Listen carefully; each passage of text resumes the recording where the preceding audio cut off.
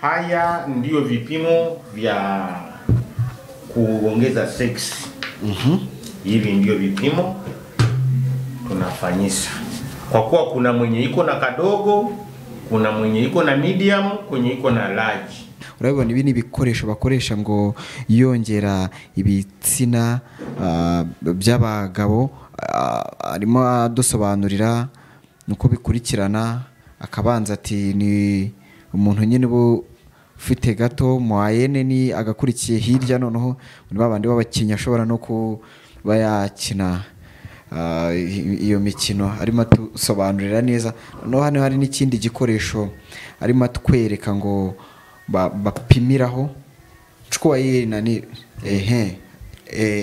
ikindi cyo gikoresho ngo bapimiraho santimetero z'uburebure ushobora kuba uri gushaka kugira ngo bagufashe wowe wihitiramo ukavuga ati ngenda shaka ibingana gutyo. ZOOM TV24. Yes, ikaze nanone kuri mwese mukurikira ibiganiro bya ZOOM TV. Uyu munsi twamanutse turi mu murenge wa Gatsata, ni mu mujyi wa Kigali.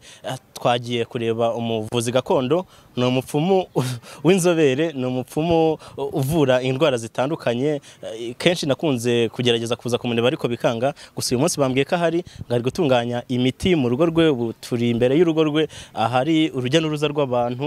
Natunguwe no gusanga ari abantu benshi bajya kuhivuriza, ariko nanjye nkaba mfite amatsiko ko avura abantu bagakira. Uwo muganga yitwa Aida, ni umunyatanzania ariko waje gukorera mu Rwanda, avura uburwayi butandukanye, ngo yongerera abagabo ibitsina kuri babandi ngo batabasha gutera akabariro, avura abagore indwara nyinshi zitandukanye, avura imigongo, avura uburwayi bwinshi.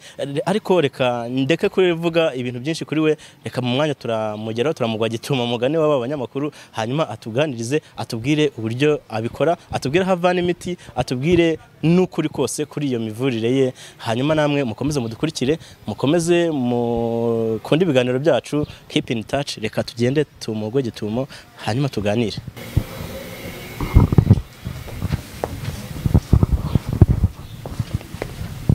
Nirwe mzee, jambo sana. Komera cyane. Yego. Amakuru ni meza. Ndasanze hano muri gutunganya imiti. Yego. Jese muranzi? Unajua Kinyarwanda kidogo sana. Haujui Kinyarwanda? Ndio. Tuzungumze nafikiri Kiswahili. Kiswahili? Ndio. Hebu nije tuzungumze, hebu nitafute kiti, uniambie kuhusu haya madawa. Wananiambia kuwa wewe muganga. Ndio. Mganga wa jadi. Wacha nikuletee kiti.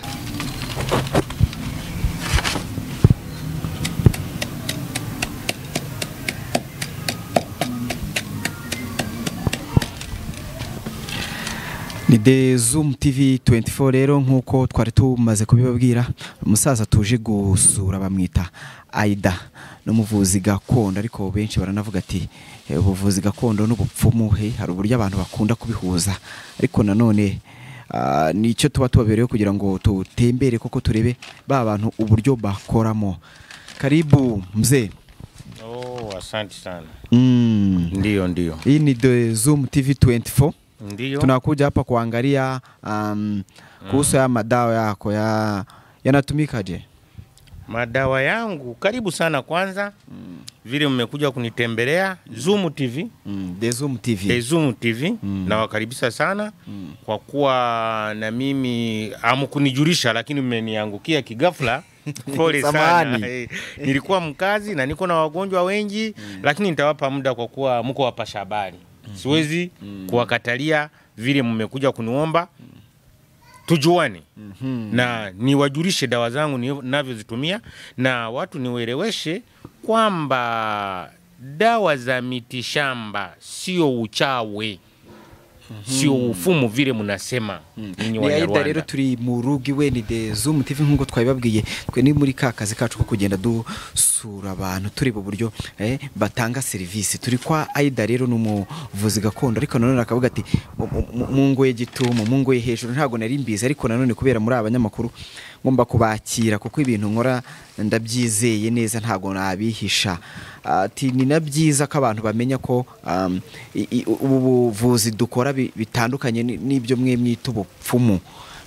Sasa mzee, nataka usimulie watu ambao wanatufuata kuhusu aina ya haya madawa ya za madawa.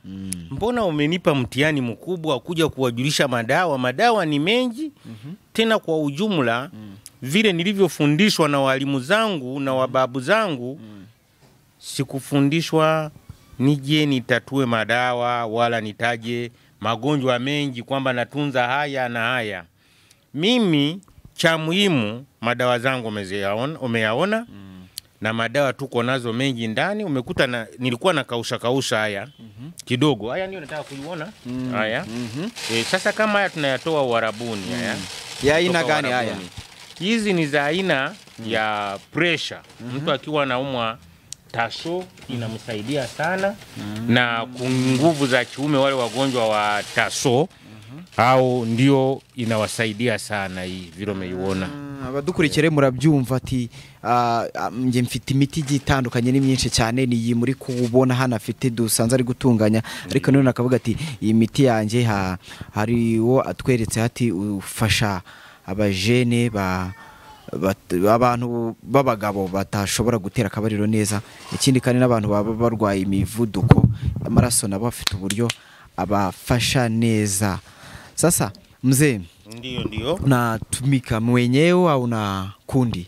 Na kundi kubwa sana yani limeungana kutoka Nigeria, Tanzania, Uganda, Arabiki, USA, wengine toka China.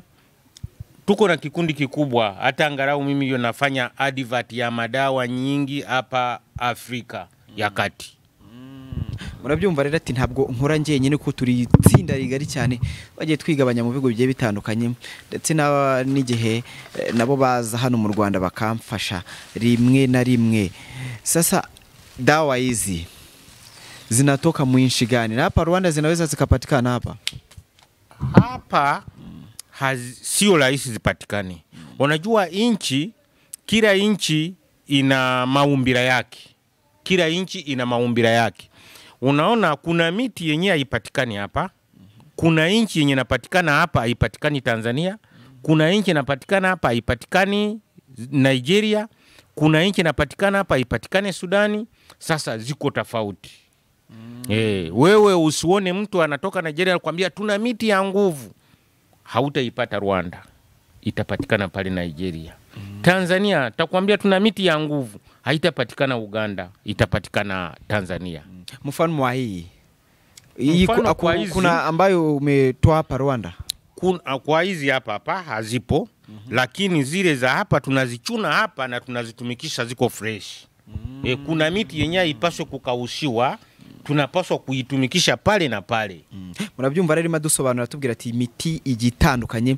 Imiti ushobora kubona hano mu Rwanda, wajya muri Tanzania ntuyibone, wajya Nigeria ntuyibone, n'ibindi bihugu bakuramo imiti. Dore ko avuga ati imiti yacu iva muri Afrika kura mu Shinwa. Umesema kufundishwa na nani hii kazi? Kitu ya kwanza mimi sikwenda kusure kujifunza hii miti. Miti ni ya kizalikio. Babu wa baba wa kwangu ni mganga. Walikuwa waganga. Wengine wameshatoweka duniani, lakini wengine wapo. Kwa upande wa mama na wenyewe ni waganga. Sasa nkakomalia au nkazalikiwa, kizalikio changu niko katikati ya waganga. Tuko sawa? Harimo bisobanura neza aravuga ati rero ntabwo ibi bintu abantu bagiye babisobanukirwa neza, ntabwo ngiye nagiye mu ishuri ngo za kaminuza nige ibi bintu. Numurage gakondo kuva ku basogokuruza banjye. Sogokuru wanjye nawe yari umuganga gakondo.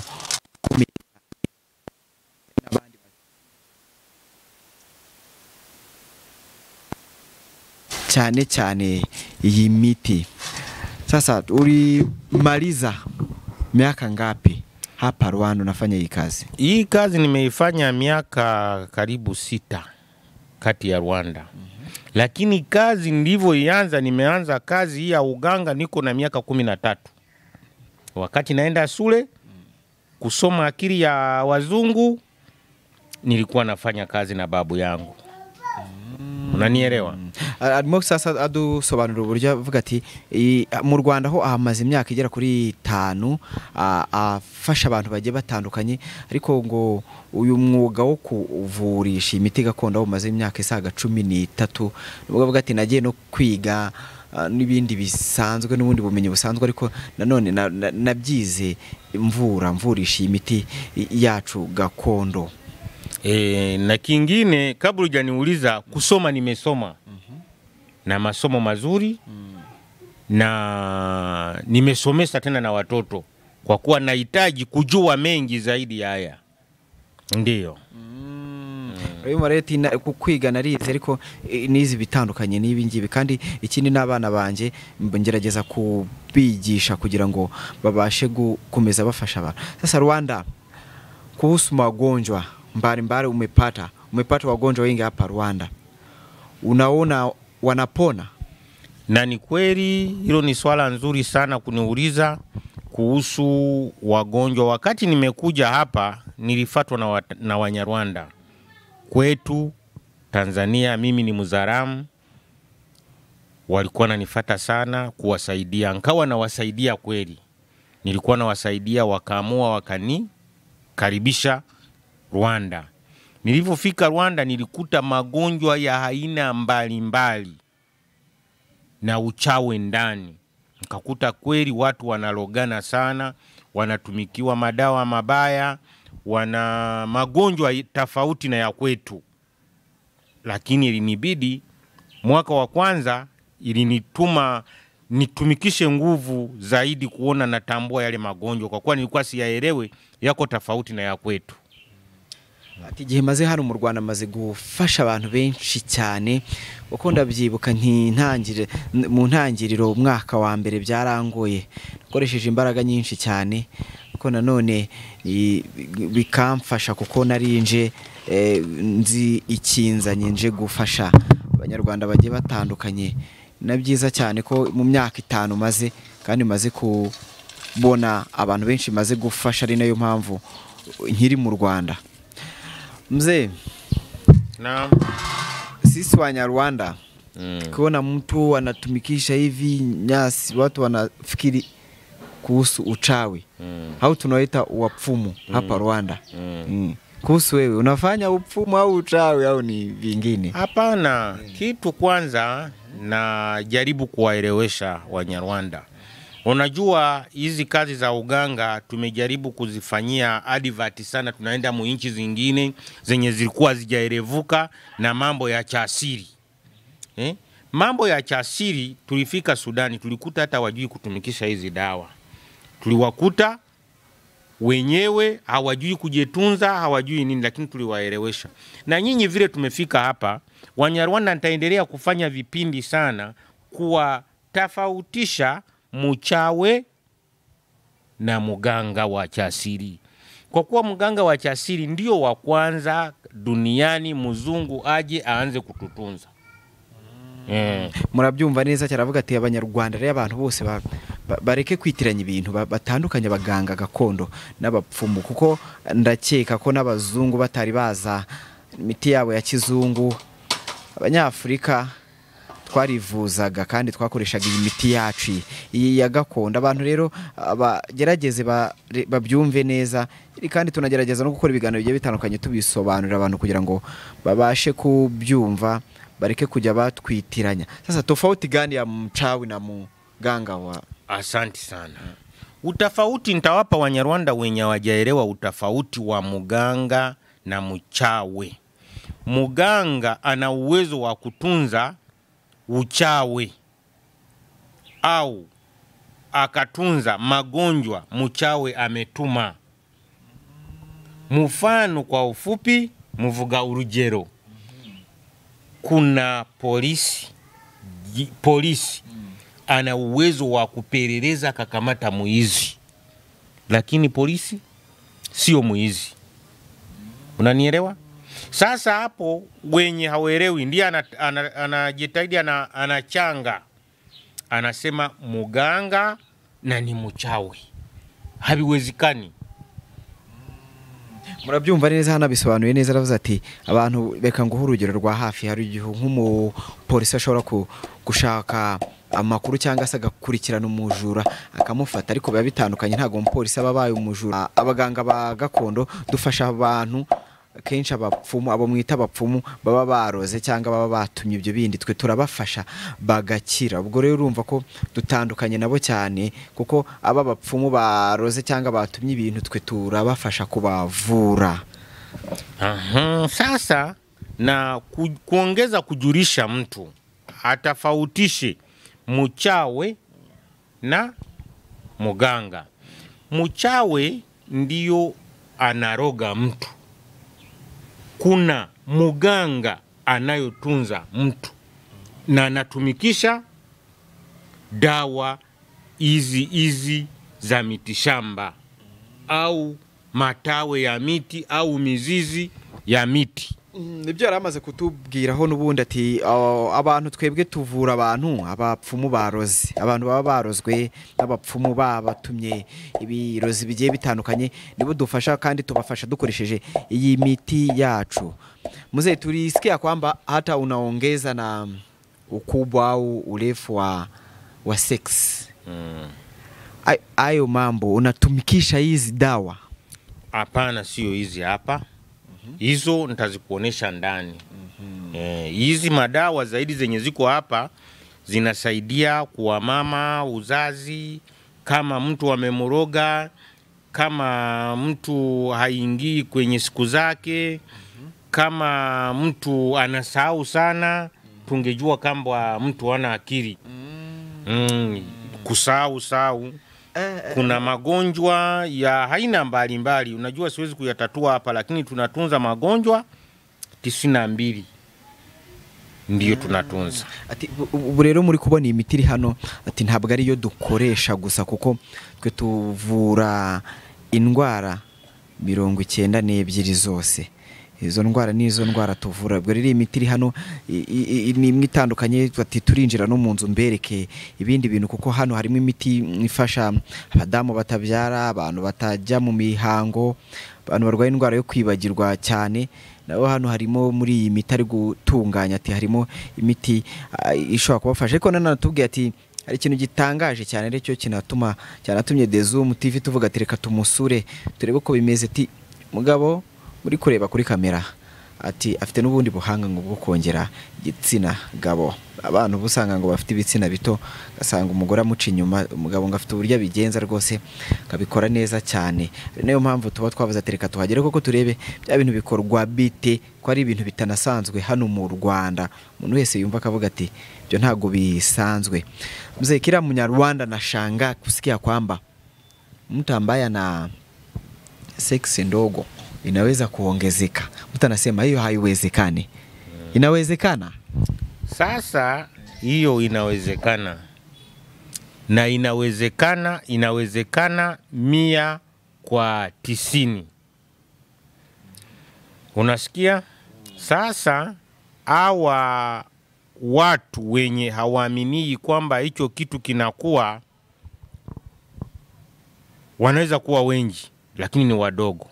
Kwa kuwa kuna wengine wameshafaulu kwa hiyo kitu. Sasa kwa ufupi naweza nikampa mfano. Kuna wenye wanabebaga bombe.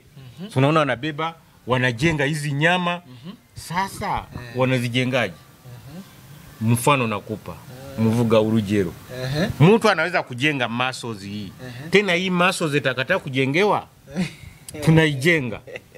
Hiyo usiwe na wasiwasi, mwenyewe ameona hii video, ametuona kwenye hii TV yetu nzuri, tuna uwezo wa kumfanyia akapata kisina chake kikawa bomba. Ndiyo. Sasa idarira ati abantu rwose bavane gushidikanya aho ngaho.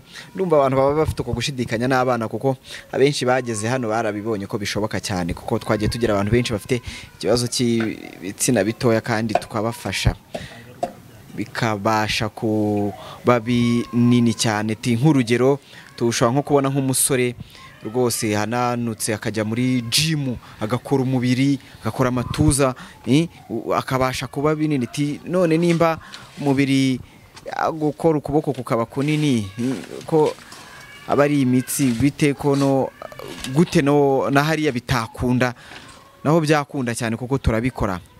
Sasa mzee, Naam. mtu kufanya hiyo unaweza kumuongeza hiyo size. Ni kusema kwamba hatapata hatapata magonjwa au shida baadaye. Amna. Hii kazi kitu ya kwanza nimeifanya, nimechukua miaka 30. Nimepata hizi madawa kuzichanga kwa kuwa nimezitoa. Hiyo miti tunaitoa nchi mbalimbali, haitoke mu nchi moja, na tena tunaichanga. Nchi ya kwanza tunaitoaga Nigeria, miti ya kwanza. Ya pili inatoka Ethiopia. Ya tatu inatoka Tanzania. Ya ine inatoka China, lakini ile ni mafuta, tunaitoaga China. Sasa tukiichanga ndio tunapata miti ya kuweza kukusaidia. Unakunywa, ni vimea, haiwezi kukufanya vibaya kwa kuwa na kule inapitia mtumbo, halafu inaingia mizizi, inaungana na damu, inakufanyia chenye unataka. Harimo bisobaneza ati abantu rero bakureho urushesho ntangaruka imiti yacu bifite ntazo kuko ni imiti y'ibyatsi bayizewe, ikindi kandi imiti ijya mu mubiri kivanga n'amaraso igavura ubwo burwayi bwawe. Iramaze imyaka hafi 30 tuyikorera ubugororangingo, tuyireba neza kugira ngo tumenye uburyo bimeze. Ni ZOOM TV rero hano duherereye mu Gatsata, twamusuye n'umuganga ni Aida, ariko nanone turimo tugenda tureba twerekera. Ubu ngiye kumusaba gato tufite amatsiko tujye mu nzu gato turebe uburyo yongera ibyo bitsina, dore ko arizo kintu abantu bavuga ati biri byose wenda dushaka kwemera ko bishoboka, ariko ibyo byo abantu baba bafite n'amatsiko. Reka tunagere mu nzu. Mzee, asante sana, tunataka tuingie utuonyeshe ndani namna na vyombo ambavyo natumikisha kwa kuongeza hiyo nani ya size. Ndiyo, karibu sana, hakuna shida. Nitawasikiliza wapasha habari vile mumesema. Nitawafuatilia tu. Ni hapa. Hii ndio mlango wa nyuma. Tunapitia hapa.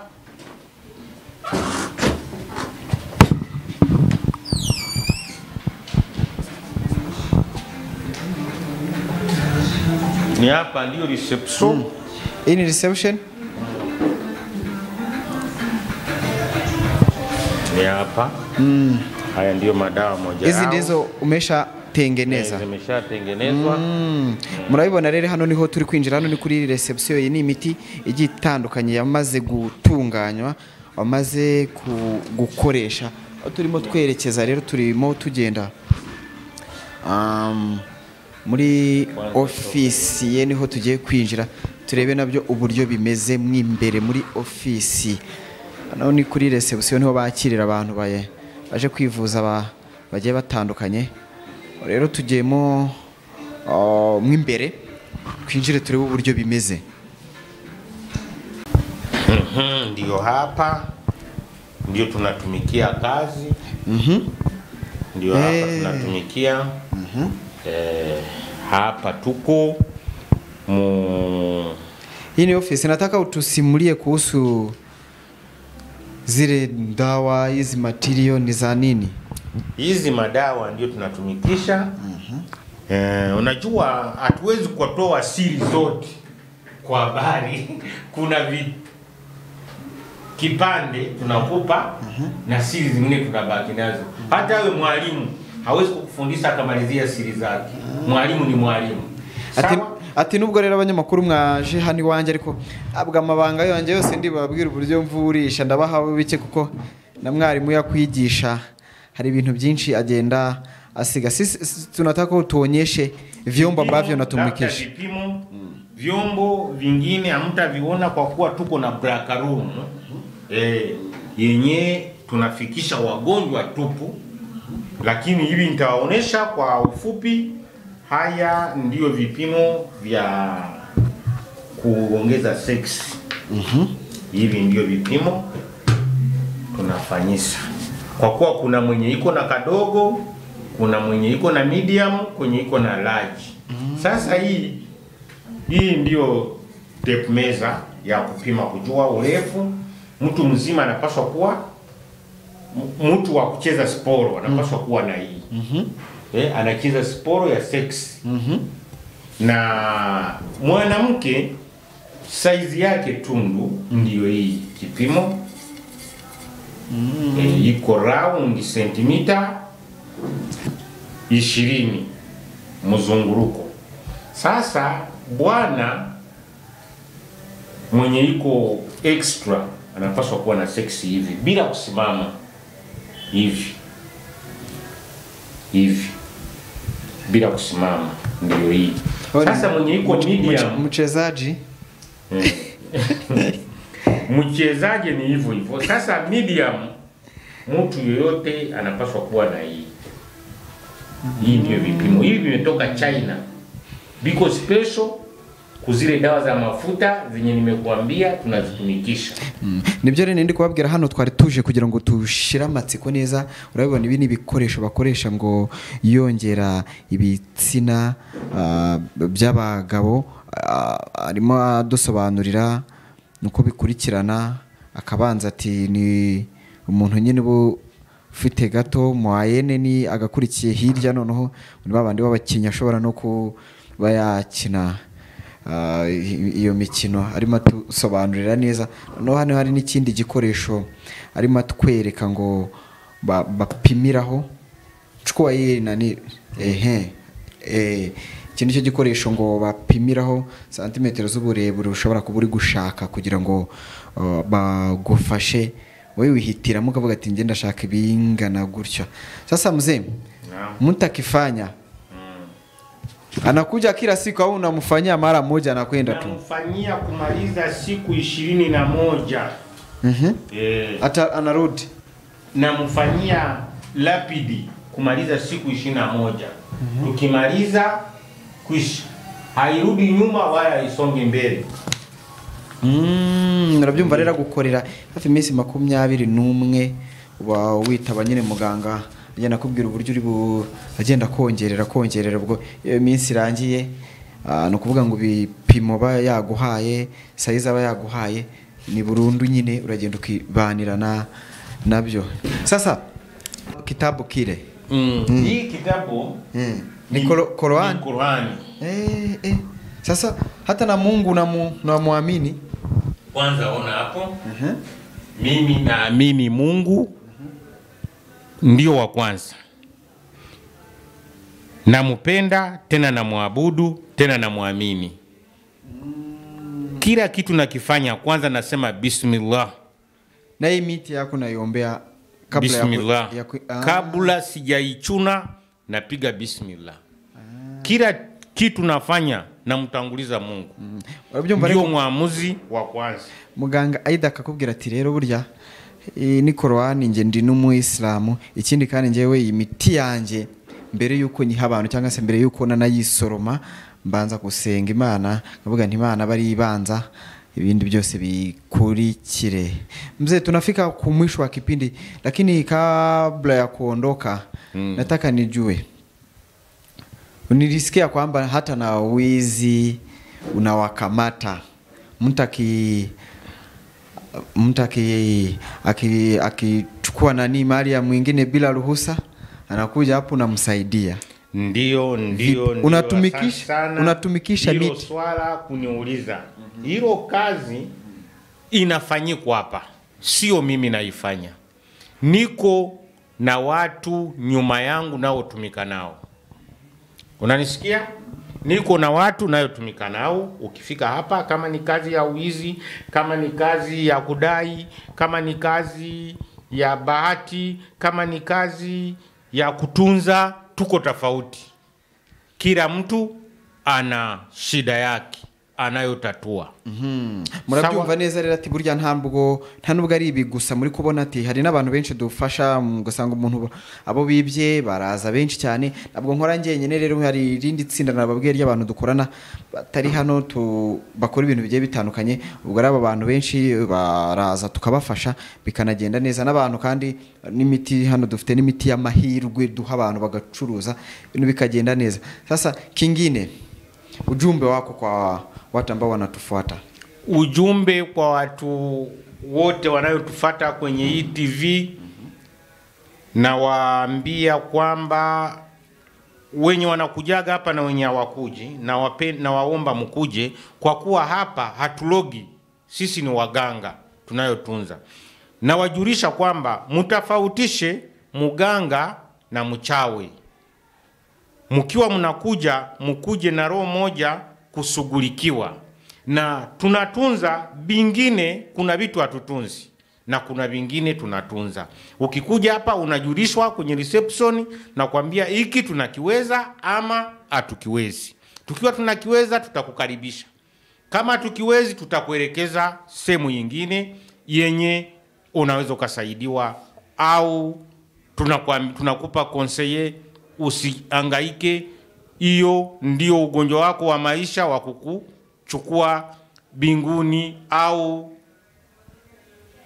sawa. Ati rero na mbere yuko muganga yidati mbere yuko nsoza ndagira ngo marabana impungenge babwire ngo hano ntabwo turoga, twebwe hano ni kwa muganga.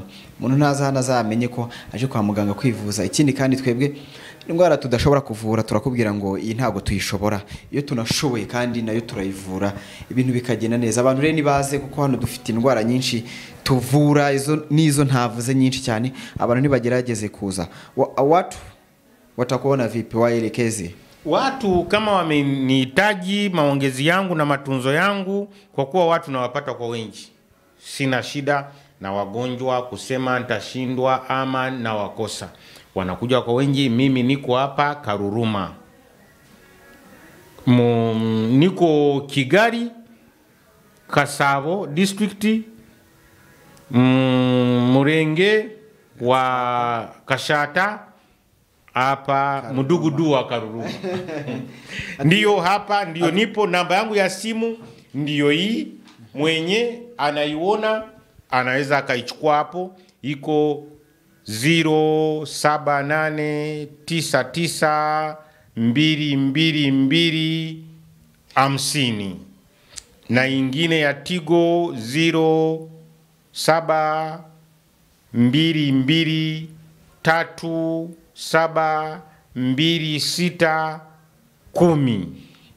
Hapo umefika. Ati aho dukorera mu Gatsata Karuruma, ni mu mujyi wa Kigali mu karere ka Gasabo.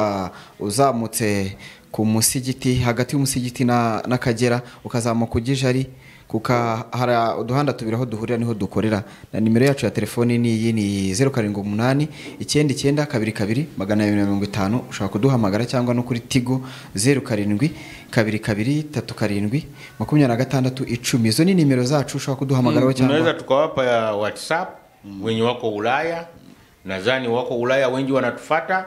Mwenye anataka namba ya WhatsApp anaweza akachukua hiyo. N'abantu bakoresha kuri WhatsApp rero bashaka kutwandikira kuri 0 7 8 2 2 1 9 5 5 6 mwisho. N'abantu bari hanze y'u Rwanda bashaka kutwandikira kuri WhatsApp kuri 0782225556.